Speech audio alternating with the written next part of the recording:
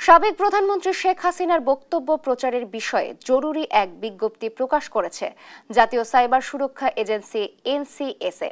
সেই বিজ্ঞপ্তিতে দণ্ডিত আসামি হিসেবে শেখ হাসিনার বক্তব্য প্রচার না করার জন্য দেশের গণমাধ্যমগুলোকে অনুরোধ জানিয়েছে সংস্থাটি। বিজ্ঞপ্তিতে বলা হয়েছে, দেশে কিছু প্রিন্ট ও ইলেকট্রনিক সংবাদ মাধ্যম ও অনলাইন নিউজ পোর্টাল দণ্ডপ্রাপ্ত এবং পলাতক আসামি শেখ হাসিনার বক্তব্য ও বিবৃতি প্রচার করছে। প্রচারিত এসব বক্তব্যে সামাজিক স্থিতিশীলতা বিঘ্নিত করার পাশাপাশি সরাসরি সহিংসতা, বিশৃঙ্খলা ও অপরাধমূলক কার্যকলাপ সৃষ্টির আহ্বান বা নির্দেশনা রয়েছে। এতে আরও বলা হয়েছে, দণ্ডপ্রাপ্ত এবং পলাতক আসামিদের বক্তব্য প্রচার সাইবার সুরক্ষা অধ্যাদেশ 2025-এর নিয়মাবলীর পরিপন্থী, যা দণ্ডনীয় অপরাধ।